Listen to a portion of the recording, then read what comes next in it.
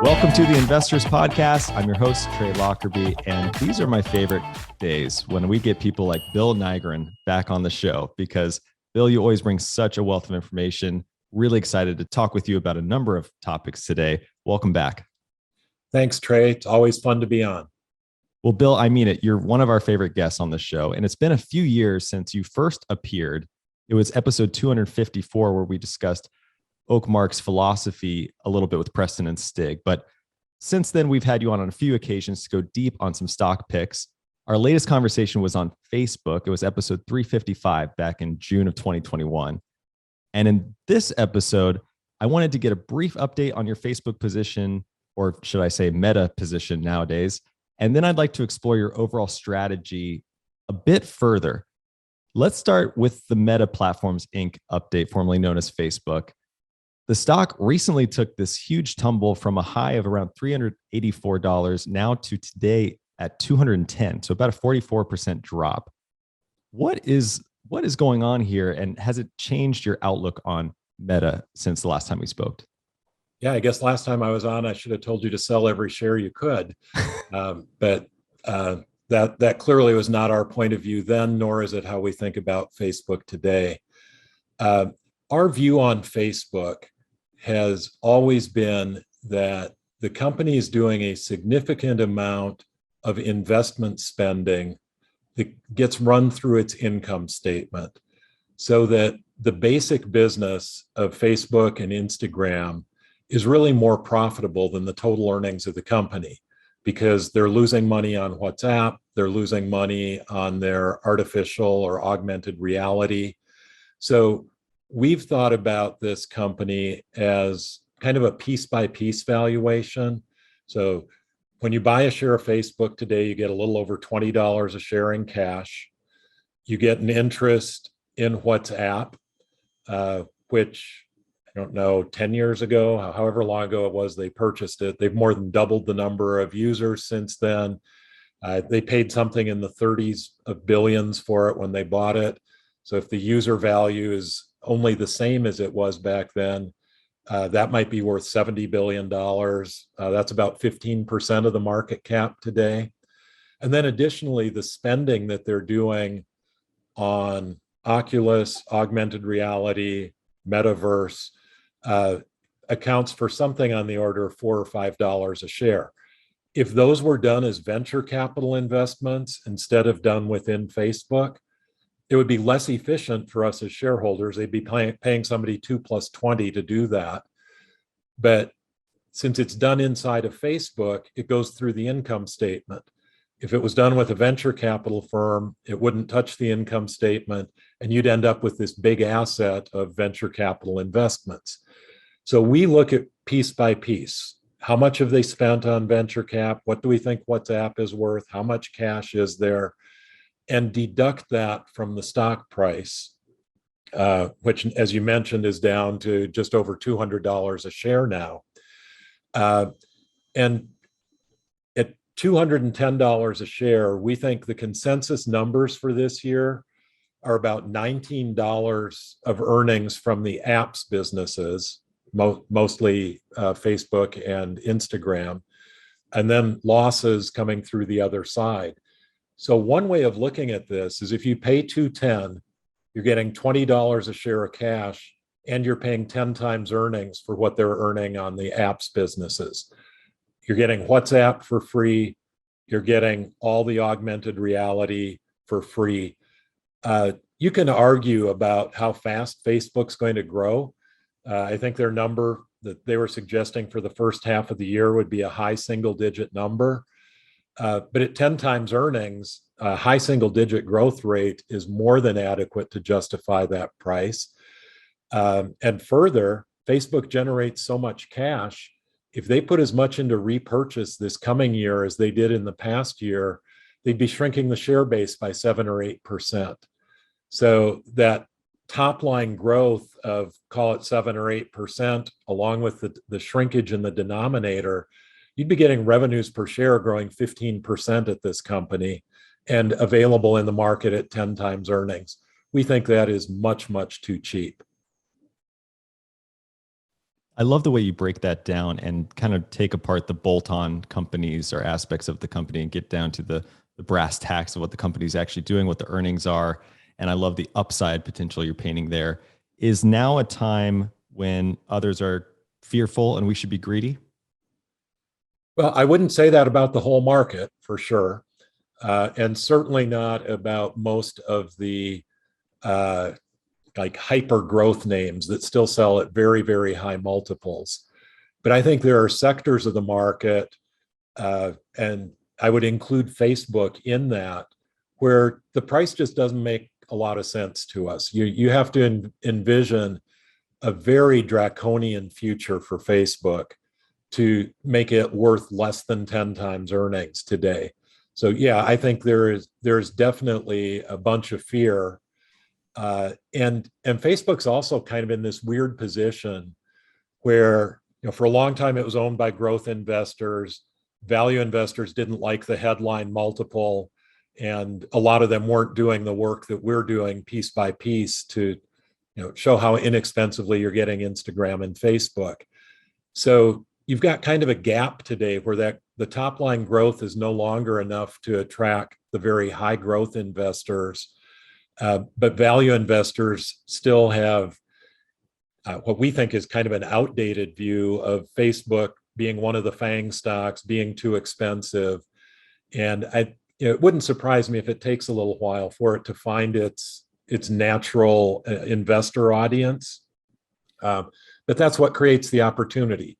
And nobody knows precisely when that's going to go away. So it pays to be early. What's your take on the ethical dilemma that always seems to be surrounding Facebook? There was a recent whistleblower again talking about some illegal activity in the company. They seem to just be constantly in this fight against bad PR. Is that a management issue in your mind? Is there anything that you question there? I think it's a media issue more than it is a management issue. And I joke that Facebook is one of the only companies that can unite the political spectrum from the left to the right. The left blames Facebook for the 2016 elections. The right blames Facebook for the 2020 elections. And I think there is a large segment of the population that has gotten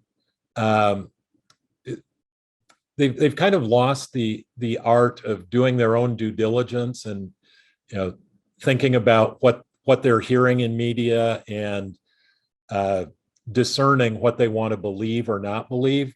There's this hope that everything you could hear in any form of media would be true, and I think media hasn't been that way for a long time. But on Facebook, where you can give a loud microphone to people at the extremes, it really seems to be a lightning rod for controversy. But I do think there is a tremendous benefit, just like there is to advertisers, of being able to access a market that is not easily accessible. There's a tremendous benefit to giving people who think they've got something to say a platform to be able to speak. What is your take on the name change itself? We keep referring to it as Facebook, but really it's Meta now. And they're taking really interesting steps. They're calling all their employees MetaMates nowadays. And they're obviously trying to create a huge shift, not only in the perception of the company, but maybe even the mission itself of the company, entering the metaverse, et cetera. What's your take on the change of direction here? Well, yeah, I think I'm about 30 years too old to understand the metaverse. I've got to admit, it doesn't make a lot of sense to me. But the concept of changing their name, I think it's the same thing that Alphabet went through a few years ago, where they wanted to reflect the breadth of assets the company owned beyond just the Google search engine. And they came up with a name that was completely unrelated to search or to Google. And Alphabet doesn't really convey a lot of information to you about what the company does, but it does reflect that if you're going to invest in the company, you need to think about more than just the search engine asset that they own. And I think Facebook was in the same position, where if you look at the rapid growth that Instagram has had, I mean, you could argue that Facebook might not be the majority of earnings this coming year, or if not this year, the year after. And you want to convey to investors that there's more to owning Facebook than just the blue app that we're all used to using.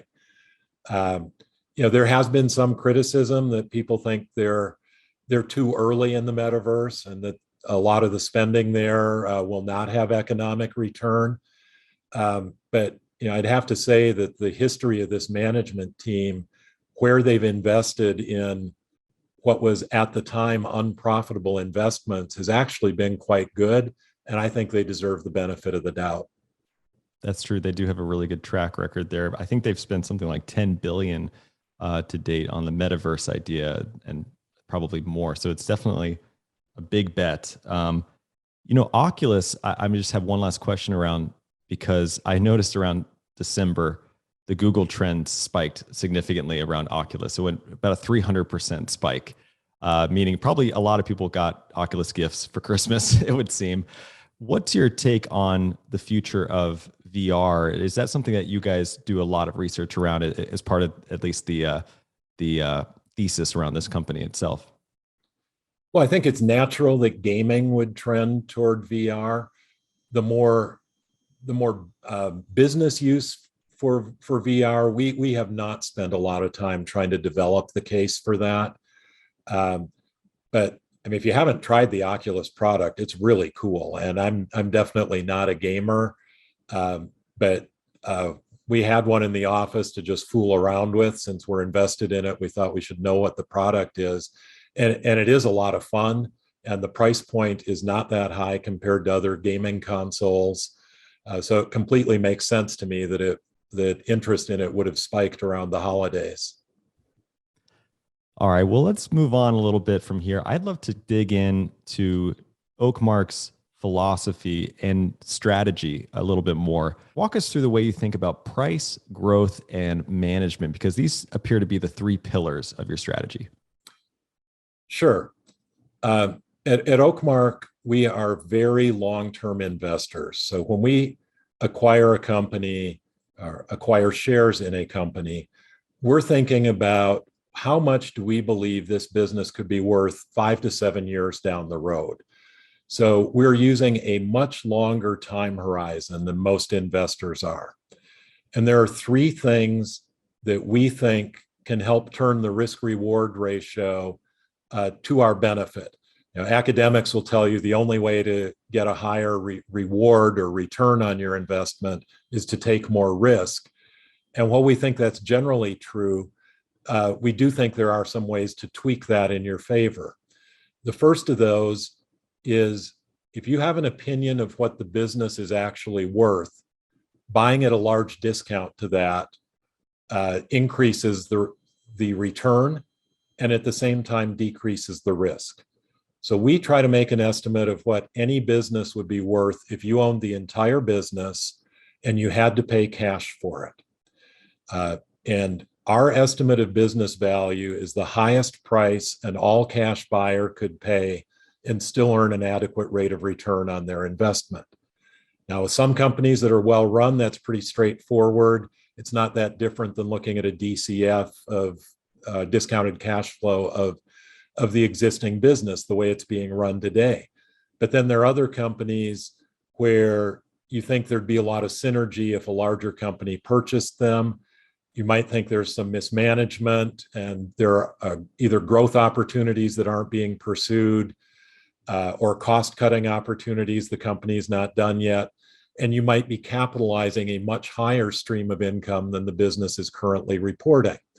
So we look at acquisitions of similar companies. We do look at discounted cash flow multiples. We look at trading multiples in the stock market of similar companies, and try and find some metric where those numbers all kind of converge. It might be in a media name, it might be a price per subscriber, In a bank, it might be as simple as a price to book or PE ratio.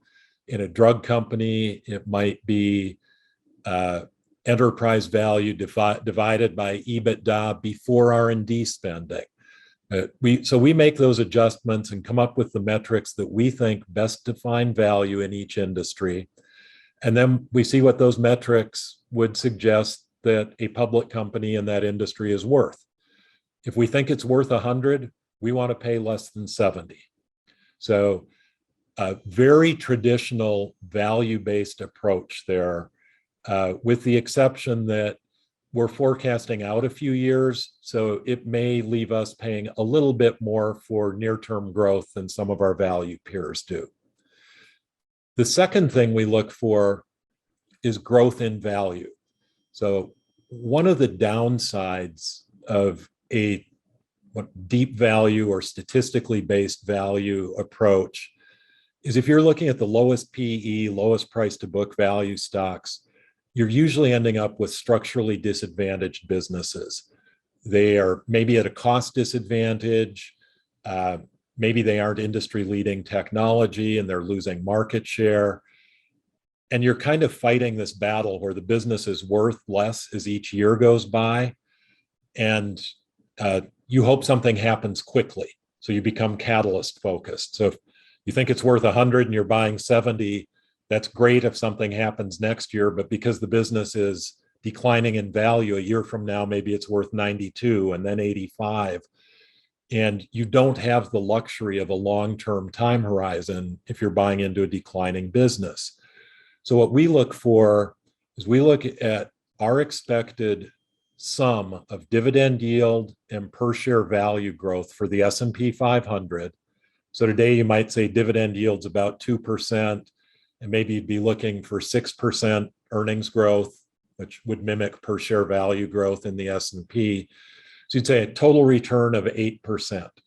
So we want our stocks to have at least 8% total return. We're agnostic as to whether that comes from an 8% dividend and no growth, or no dividend and 8% or higher growth. But that's part of what gives us the luxury of a very long-term time horizon, is the longer it takes for the gap between value and price and value to close, the higher that ultimate value is. And then the third thing we look for is a management that's aligned with its outside shareholders. Everybody says they want a well-managed company, but we all mean something a little bit different when we say that. To us, a well-managed company is a management team that's looking to maximize long-term per share business value. And all of those words are important. Maximizing is important because there isn't a growth rate that's high enough. You want them to do the best they can. Long-term, we don't want somebody trying to maximize next year or the year after. We want them thinking 5 to 10 years in the future and making the investments that maximize that value. And then probably most importantly, per share. Companies can all get bigger. All you have to do is make big acquisitions and you get bigger. But if you pay too much, you're actually destroying per share value. So we want managements that think per share, because as an owner of a public company, we're certainly thinking per share because we're owning shares. So we look for things like, what are management's incentives? Is there a denominator in all of them? We don't want just sales growth or earnings growth, earnings per share, sales per share, return on invested capital. So if their bonus compensation is based on improving those metrics, we're pretty confident that the public shareholders will also fare very well. We like to see them own stock. We like to see them have option plans that are long-term in nature and reward them if the shareholder does very well over a long-term time period.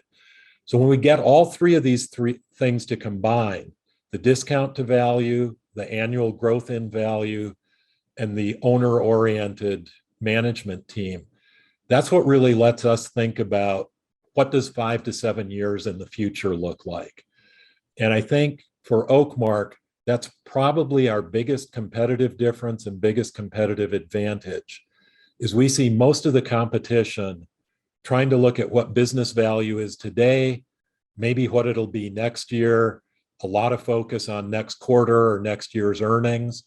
And I think it's almost impossible to outpredict the street on those kinds of metrics.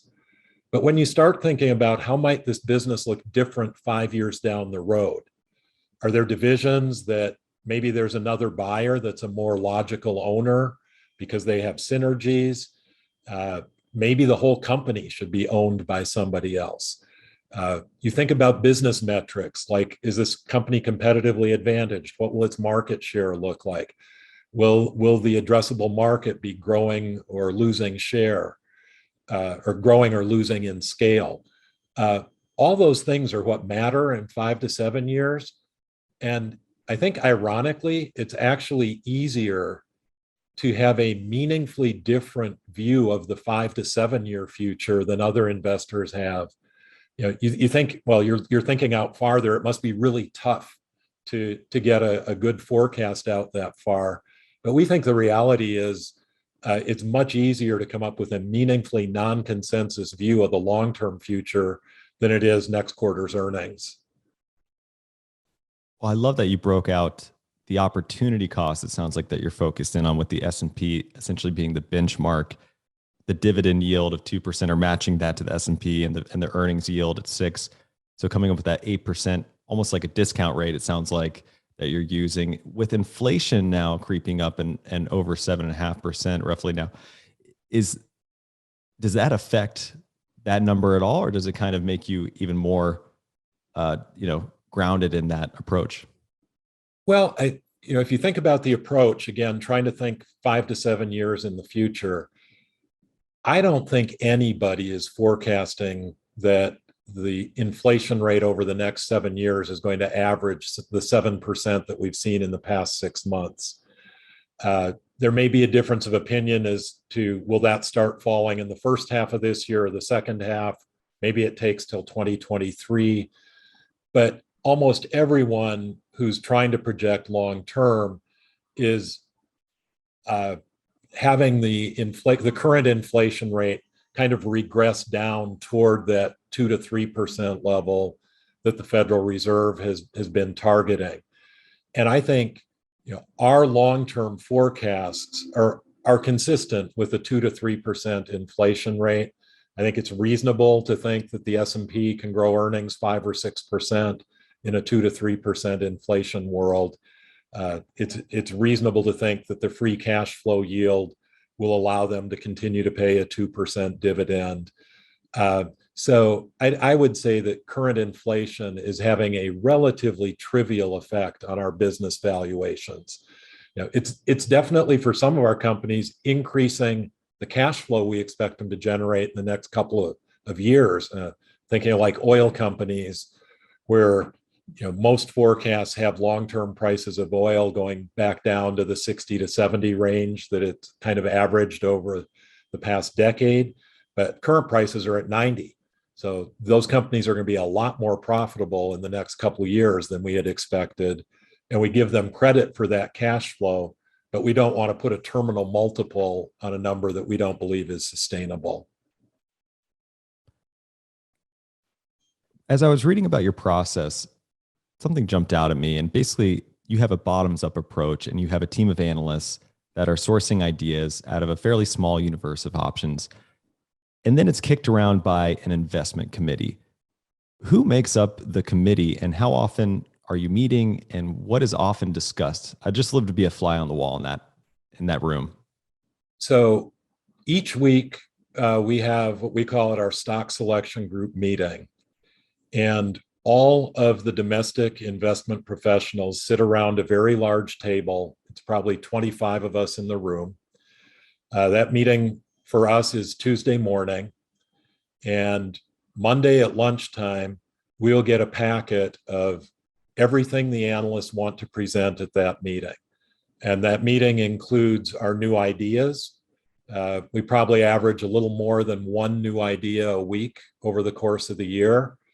And in a new idea report, an analyst is saying, this is a stock we don't own. It's not on our approved list. I think it meets our criteria for these reasons. And this is what I think it's worth. This is why I think it's being well managed. This is why we think it'll be a winner in the competitive marketplace. It deserves to be in our portfolios. We'll spend Monday afternoon reading it, reading sell-side reports on the same company, and coming up with questions for why we think the analyst's viewpoint might be wrong. Somebody else will have been assigned the job of being the devil's advocate. So the analyst will come into the meeting and in front of 25 people summarize why they think this stock should be bought. The devil's advocate will summarize why they think the analyst is wrong. Three of us that are our most senior investment professionals, myself, Clyde McGregor, who runs our equity and income fund, Tony Canaris, who runs a lot of our institutional products, is also a co-manager with me on OakMark Select and Global Select. The three of us lead the questioning, and we'll basically have a heated argument for half an hour with the goal of identifying our mistakes in that meeting before we've lost a single dollar of client money on those mistakes. At the end of the meeting, the three of us will vote on whether or not we think the case has been made to see this stock added to our portfolios. And if two of the three of us believe that it should be added, then the stock goes on the approved list. And I would say at that point, 80% or so of those names end up in our portfolios. Now, in addition, at those meetings, we'll also have devil's advocate reviews on our large holdings. We target once a year our 25 largest positions. We'll assign an analyst, or an analyst who feels passionate about it will volunteer to say, I don't think we should own XYZ anymore, and here are the reasons. And again, just like when it's presented for a new idea, we'll sit there and argue for half an hour about whether or not it belongs in our portfolios. The result of that process is very rarely that we immediately sell the stock, but quite often that discussion helps us better set our signposts for what it would take to see in new information over the upcoming year to concede that our thesis might be wrong, or conversely, what are the things we'd see over the next year that give us a higher conviction level and maybe would be deserving of increasing our position sizes. And then finally at these meetings, once a year, every name on our approved list is represented by the analyst to update us on all the new information since last time it was presented, updating our targets. Importantly, we never change our buy and sell targets because of stock price movement. We change them because of the fundamentals in the company are unfolding slightly differently than what we'd originally anticipated. So a stock on our buy list that maybe earnings are coming in better than we had expected, that would lead to us increasing our target price a little bit, or conversely decreasing it. So the meetings are fun. We're a very intense group for this meeting, but we can have knockdown, drag out arguments and walk out of the room and say, hey, you want to grab lunch? It's never about the individual. It's always about the idea. I love that. And, it's written on your website that the team is basically comprised of generalists. And I found that interesting as well. Obviously, the committee is in place to try to root out human bias, but we all seem to have that. Do you have analysts that, not that it's a meritocracy, but if they're presenting ideas in a certain sector that you just know that they're savvier on or have more intelligence on, do you have anything in place to kind of protect against a bias from whoever the idea is coming from? Yeah, I would say we intensely try to make sure that there isn't a presenter who is generally favored. But if you've got someone who's looked at one cable TV company, I wouldn't even call it a bias to say you expect that person to be the best equipped in our firm to look at a second cable TV company. And there are industries where the companies are quite similar to each other, and just from an economies of scale of our time efficiency, it makes more sense to have that same individual look at a second idea. But we clearly have no biases based on seniority. The most senior analysts are questioned every bit as intensely as the most junior analysts, and the most junior analysts are strongly encouraged to speak up and challenge the most senior analysts. In that meeting, it is extremely horizontal, and titles mean nothing, ideas mean everything. Super cool. How much does industry diversification play into the strategy? For example, you've held quite a few financial stocks for a few years now in some of the funds. Do you ever seem to reach a threshold where your analyst might present an idea and says, hey, we really should go in on this? And you're like, sorry, we're already tapped out in banking or financials, at 20+%. Sure. I think there's probably a point a year and a half ago where if you just rank ordered our stocks, most attractive down to least attractive on our approved list, most of our portfolio would have been finance and energy. So what we try to do is create a progressively higher hurdle as we're doubling up or tripling up on exposure to the same macro risks. So clearly a company like Ally Financial, leading car loan lender, and Capital One, leading credit card company, a lot of similarities. They're lending to, in some cases, less than prime customers, in one case against cars, in another case against income. The liability side of their balance sheet is very similar. It's deposits. Most days, those stocks are either both up or both down. The risk profile is very similar of the two companies. So to us, that would be an exposure. We say, okay, we've got a lot of exposure to consumer banking, and the third consumer bank, we're not saying no, but it's going to have a substantially higher risk reward ratio than a food stock that we don't own any of, or a technology name that we're underweighted in. And we just try to use that type of common sense approach to increase the hurdles to make it worth increasing the risk in the portfolio. Now, it's interesting you mentioned financials, because I think that points out a weakness in the way that a lot of the industry looks at risk exposure when they do it just by S&P industry categorization. We've got 30-some% of our portfolio in financials, but inside of that, we have small positions in Standard & Poor's and Moody's, basically the rating agencies. Those stocks behave nothing like Capital One and Ally Financial or our other banks. Companies like Visa and Mastercard are considered financials. We look at them as more overrides or royalties with a tailwind on consumer spending as it moves more from cash to plastic.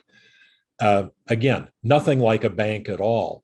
So I think it would be easy to make a mistake and say, look at our financial exposure and how large that is relative to the portfolio, when really inside of financials are a lot of very different exposures and very different risk profiles.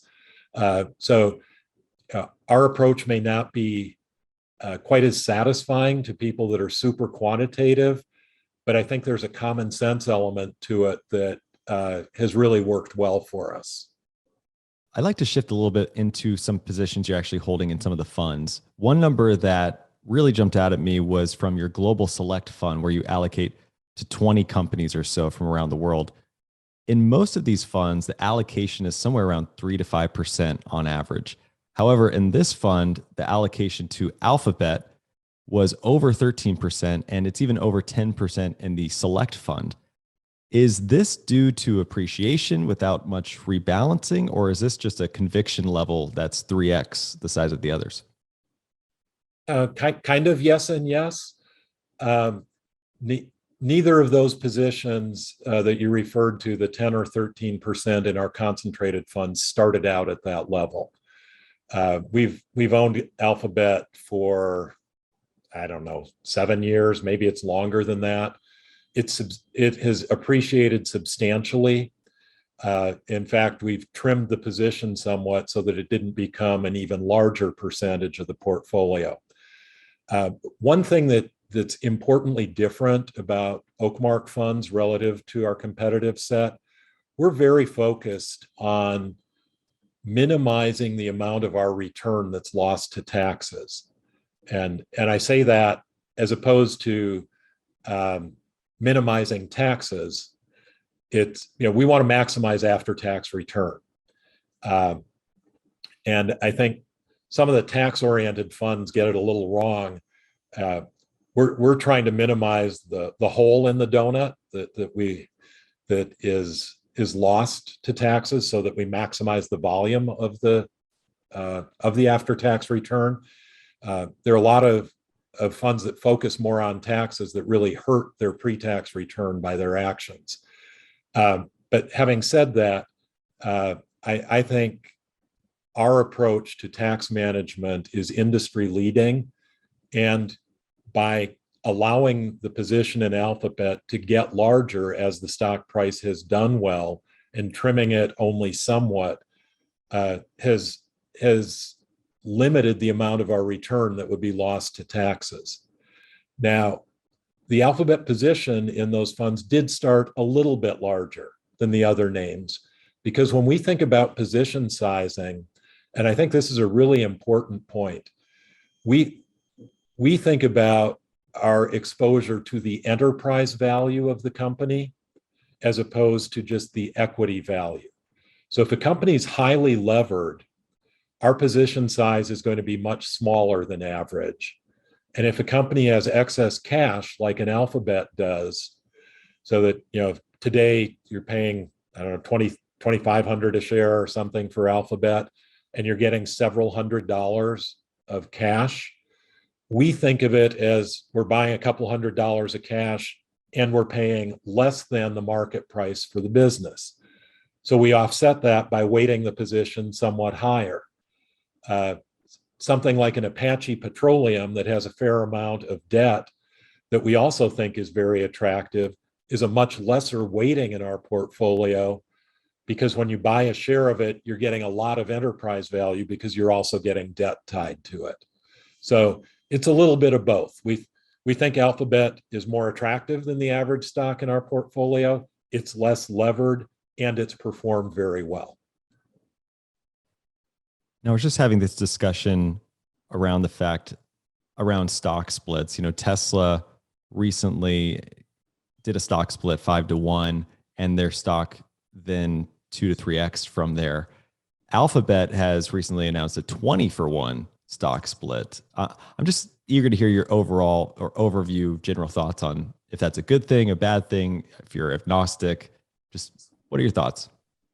Well, certainly the quantitative side of it, I would say we're agnostic.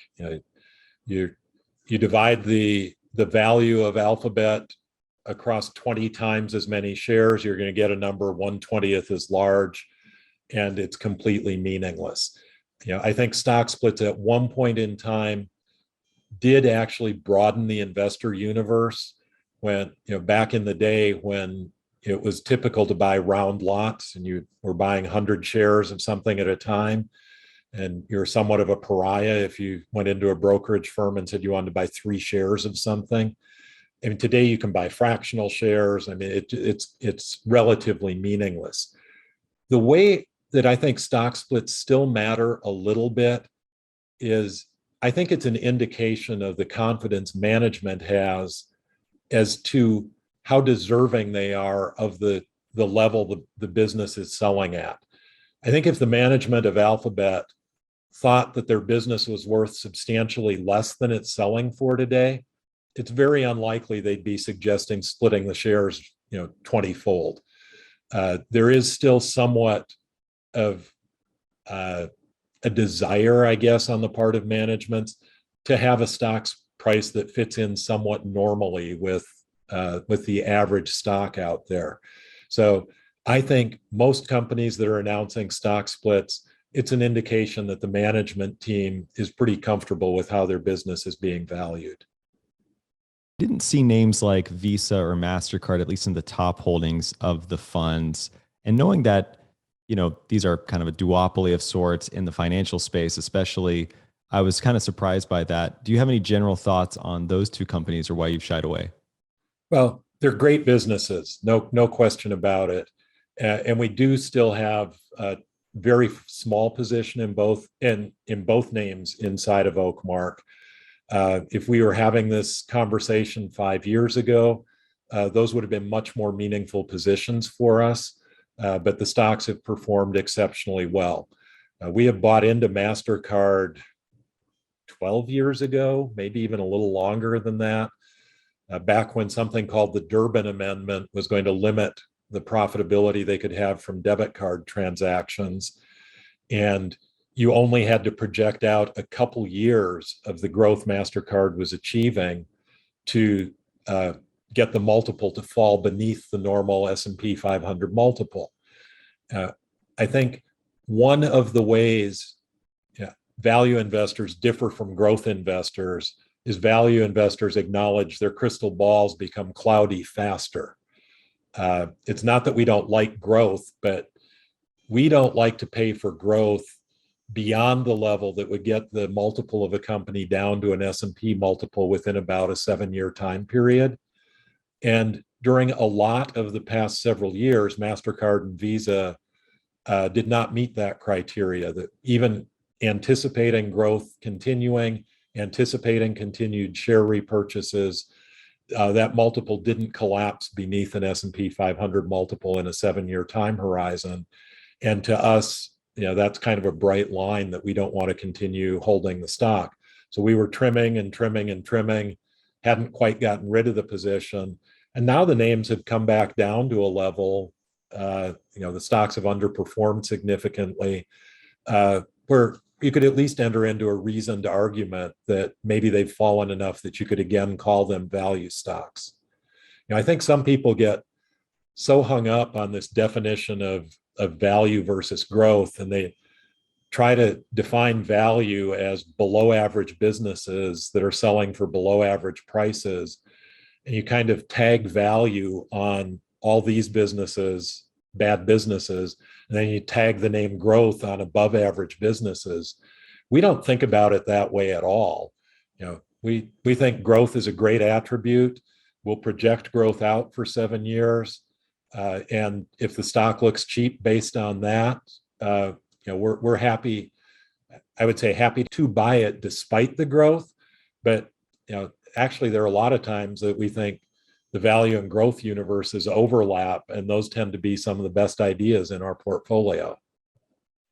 I love that distinction. And, a lot of people say Buffett is the greatest value investor of all time, and he'd be the first to tell you that he's just an investor, right? That's how he puts it. And I think you guys described it the same philosophy there. Speaking of Buffett, he did recently trim his positions in Visa and Mastercard, and seems to be in favor of building a new position over $1 billion now in Nubank, which is a neobank out of Brazil.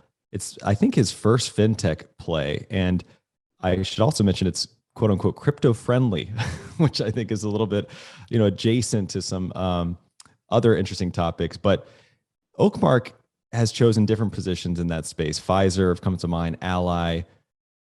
I'm curious what your take is on Nubank, if it was ever a consideration for you guys, and maybe how it compares to the positions you're holding. First off, on the domestic side of our company, we would never look at a leading South American business. That would be something for David Harrow and the international team. And I think I know very little about Nubank, so I'm going to say like 2 sentences about it, and then we will have exhausted my knowledge. I think that it's a very early stage company with the way we look at, even the way we look at time horizons of looking out 5 to 7 years, I think it would be very difficult to argue that Nubank is inexpensive. Direct contrast to something like Ally, which has become the leading internet bank.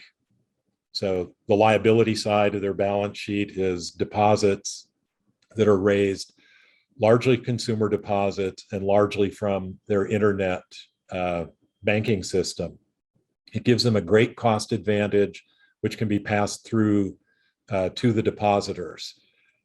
So Ally has a very low cost access to funds that then goes into used car lending, new car lending, and they're generally staying right beneath that subprime level that the banks like Bank America and Wells Fargo, JP Morgan want to cross-sell to their high net worth clients. So I think Ally is kind of in a best of both worlds, where there's not a lot of competition on the asset side for the customer they're going after, and they have cheap access to funds. It's given them a very large spread, net interest margin spread. And with what's been going on today in inflating used car prices and shortages of new cars, Ally is going to be earning something like $7 to $8 a share for the next couple years. Stock sells at 50. It's at 7 times earnings. It doesn't take much imagination to think of that being squarely in the value category.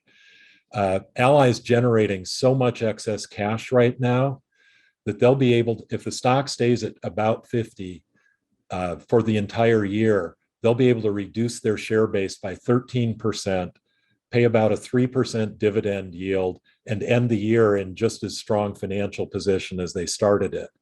So even if they only grow a couple percent on the top line, EPS could grow 15% a year because the denominator is shrinking so rapidly.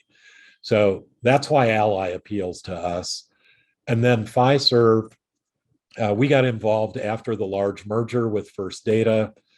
We were a believer in the management team achieving lots of cost synergies from putting those two businesses together. They're still in process of doing that, but all indications are they will be successful.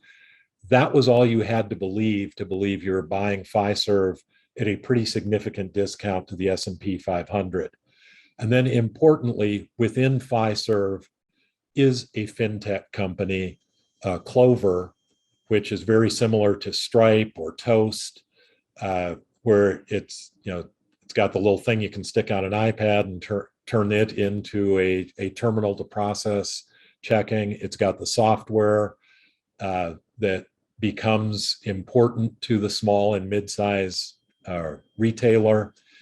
And the business is migrating from the traditional model to a Clover or Stripe model. And Clover actually does more volume than Stripe does. It's growing just as rapidly. And the entire market cap of Fiserv is barely higher than where Stripe's market cap was recently. So there's kind of an argument that you're getting this exciting fintech company inside of it almost for free.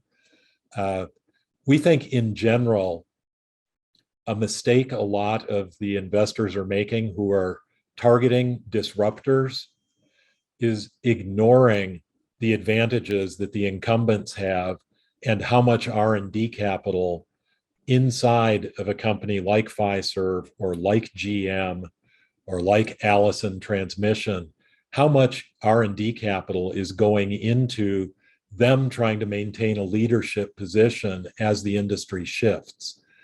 And in any of these companies, like you can make an argument that what GM is doing in electric vehicles, if that were valued at some fraction of what Tesla is being valued at, you'd get more than the market cap of GM. In the case of Allison, if you valued their investment in e-axle businesses and the R&D that they've put into that, if you valued that similar to some of the companies that have come public that are pure plays, you'd get more than the value of the company today. And yet, Allison bought back more than 10% of their stock on average each of the past 5 years, sells at about 8 times expected earnings, it's kind of being left for dead, even though we think they've positioned themselves to be a leader in this new emerging industry. So we love hidden assets. We adjust numbers for income statement spending, and it makes these stocks look even cheaper when you think about them that way.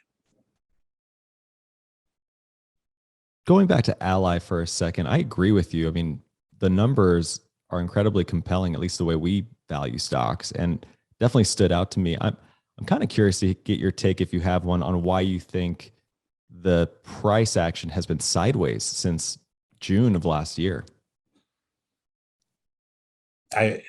We are the world's worst at trying to explain why a stock has behaved like it has over a short time period. This was a stock that traded in the 30s before the pandemic. I think it troughed at about 11 in early 2020 when we were all locked up in our houses. So from that point up to 50 today, it's been a very good performer. Past 6 months, it hasn't been such a good performer. One of the nice things about owning businesses that are generating a tremendous amount of capital and redeploying it in their own equity is they're able to take advantage of a market that isn't immediately reacting to better fundamentals. So, like I said, Ally is buying back about 13% of their stock this year. You keep that up for about 3-4 years, and earnings will double just based on the lower denominator. So, I mean, we like the companies that are in a position to help themselves and take advantage of a market that isn't reflecting value. And I think that's a position not just Ally, but most of our banks are in. And we spend a lot of time trying to identify those management teams that are excited about the opportunity to reduce the denominator when the price is right, rather than, I think, the banking industry and the energy industry a couple decades ago were both guilty of using almost all their free cash to try and maximize their top line growth rate.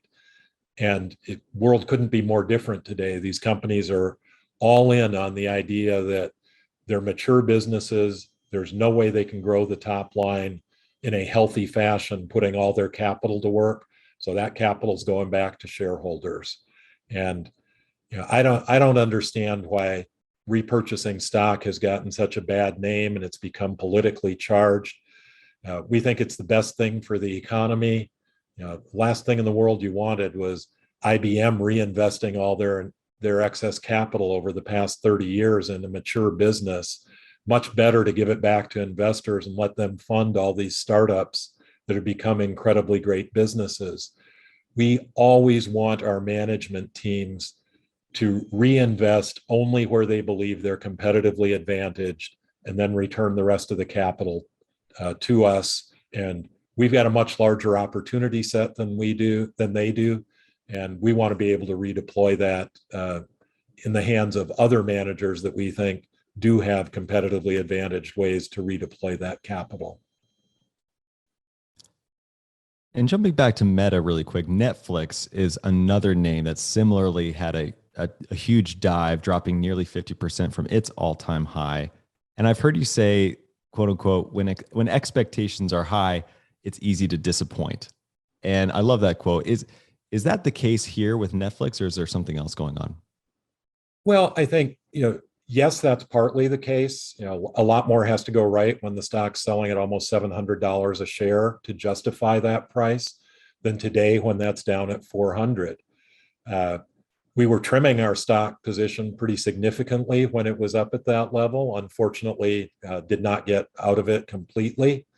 And we own more shares of it today than we did when it was at the peak at around 700.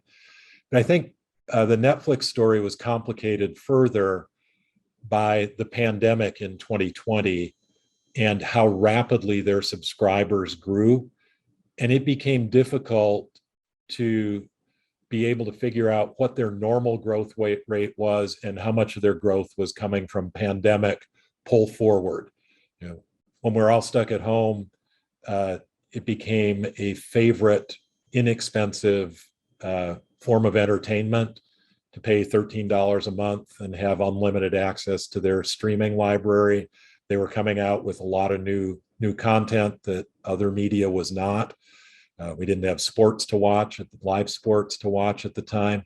So the demand soared, and they brought in like 2 years worth of normal growth in a relatively short time period. And investors have struggled, as we've seen those numbers fall now, to how much of that is a competitive response. Disney Plus is now a big competitor, Apple, Amazon, all of those streaming services. But when we step back and look, we say the current market price of Netflix is only about $1,000 a subscriber. That's about the same price that we think was implied when AT&T purchased Time Warner for their ownership of HBO.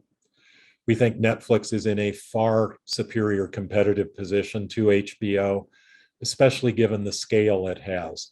By having more subscribers than any other global platform, whenever they spend money on programming, they get to divide it across a bigger denominator. So on a per subscriber basis, programming is cheaper at Netflix than at any of the competition. And you get this virtuous circle where they spend more on programming, it gives them more subscribers, it gives them a bigger cost advantage, which gives the customer a better deal, gives them more customers, and the whole thing just keeps feeding into itself. Netflix is growing. Netflix is still capable of raising prices. Even after some price rises, you still ask people, if you had to give up one of your monthly subscriptions, SiriusXM, Spotify, HBO, Netflix, which one are you going to give up? Nobody says Netflix. And yet it's still priced at somewhat of a discount to most of those other monthly services. So we think they are still using price as a competitive advantage to grow scale, to put them in a far superior position several years from now than they're in today. And we think at current prices, we're paying virtually nothing for the growth that we think is very likely ahead of them. All right. I have one more question around your positions. Oil had a recent huge run up lately, and your position in EOG has followed. What's your forecast for oil and your energy positions going from here? So for a few years, we were very wrong on oil. We've been saying for some time that in a strong global economy, demand for oil, demand growth was going to outstrip supply growth. And we would be in a position where the only way to resolve that gap between demand growth and supply growth would be through higher prices, and that prices would have to grow up enough to incentivize more drilling and to reduce demand somewhat. And it seemed like each year we'd start the year with the World Bank saying global growth should be 5% real this year. And we'd run that through our models and we'd say, this is going to be the year we're finally going to get supply greater than demand. And then by July, they would have reduced their estimated global growth to 2%. We'd say, well, it's one more year out in the future. And we underestimated how much the historical CapEx of the E&P companies was going to continue growing supply even after they had brought down their expenditures. This year, we finally hit that point where the supply and demand curves crossed, and we're looking at shortages. And $60 a barrel is not enough in today's economy to incentivize oil and gas companies to shift their cash flow allocation away from shareholders toward growth. They need something more like $70 a barrel. And the switch doesn't flip instantly. So once they decide they need to increase spending, we've probably got 3 years until we do see that growth in supply. In the meantime, prices have drifted up to over $90 a barrel. All of our E&P investments sell at single-digit PE multiples, some of them mid-single-digit PE multiples, if oil stays at $90 a barrel. Now, we give them credit for that cash flow, but we think it's wrong to assume that that price stays this high 5 to 7 years in the future. So we aren't giving them credit for that in a terminal multiple. But these companies are going to have a tremendous ability to return very significant cash to shareholders at the same time they grow their underlying business. Conoco, one of the names that we own in the OakMark fund, I think did a great thing last summer when at their analyst day, they put out a 10-year forecast. And not many companies are willing to, you potentially look silly. You can be wrong if you guess out 10 years. But they said, if oil prices average 50 a barrel for the next decade, we think at the end of 10 years, our production will be a third higher than it is today. And we will have returned 90% of our market cap to shareholders in the form of dividends and share repurchase. Now, to us, the comparison of that to a 10-year bond was striking. You buy a 10-year bond and you're getting 2% a year. So over a decade, you get 20% of your capital back, and then you get your investment back. You buy Conoco, you get 90% back over the decade. And at the end of the decade, it's worth 1 1/3 times what it was. And that was with oil at 50. And as oil crosses 60, the return to the shareholder is higher and more of their growth spending makes sense. So not only do you get more capital back, but the end business is worth more than it is. And then the same thing at 70 and at 80, and it just keeps scaling up. So we think the energy sector continues to be meaningfully undervalued. We think the ESG investors have kind of shied away from anything fossil fuel related, leaving somewhat of a vacuum of those of us that are willing to purchase it. And it's not that we're willing to purchase because we're environmentally irresponsible, but the U.S. E&P industry is 20% more carbon efficient than non-U.S.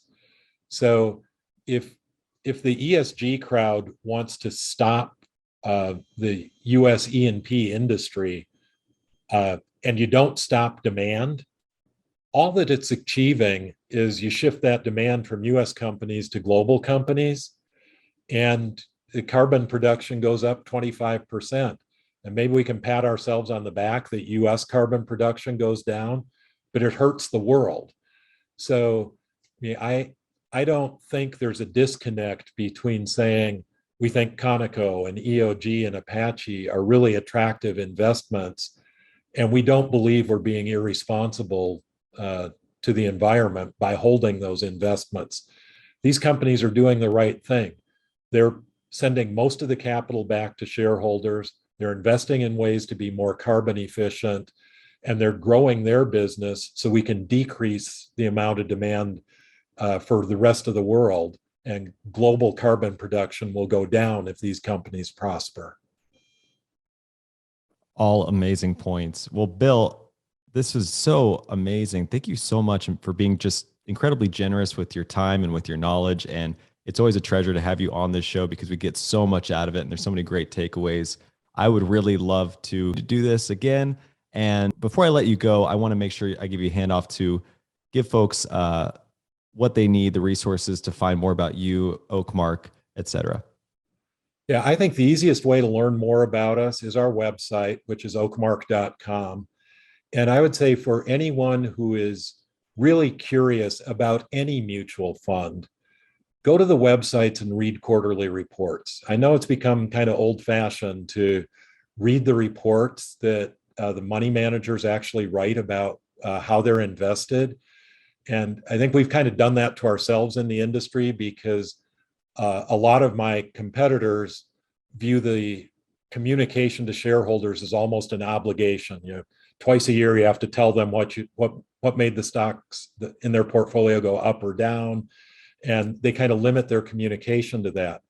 The commentary pieces that I write once a quarter aim to be educational, and I would tell people If you go back and read 5 years worth of those, you're going to have a really good understanding of how we think about investing at Oakmark. And the reason that's important is the market has a way of making you doubt your convictions at the moment it's most expensive for you to doubt and act on that doubt. And the best way to counteract that is to understand how the people managing your money think, how they approach investing, how they're likely to react to price changes. And if you can get comfortable with that, then you as the investor are much more capable of riding out the difficult periods. And then you won't suffer from that negative gap between returns investors tend to get out of mutual funds and the returns the funds themselves achieve. And our goal is that any investor in Oakmark who reads our quarterly commentaries, they'll understand how we think and they'll be much better equipped to take the same long-term approach to investing that we do. And those are the investors that will have the most success with us. Very timely advice, especially with all the chop we're seeing in the market today. Bill, I can't thank you enough. Really enjoyed it. Appreciate it. Thanks again. Thanks again for having me. Thanks for watching. Make sure to subscribe and hit that notification bell so you don't miss out on the next podcast episode and new investing resources. What are your takeaways and thoughts on this discussion? Let us know in the comments section below.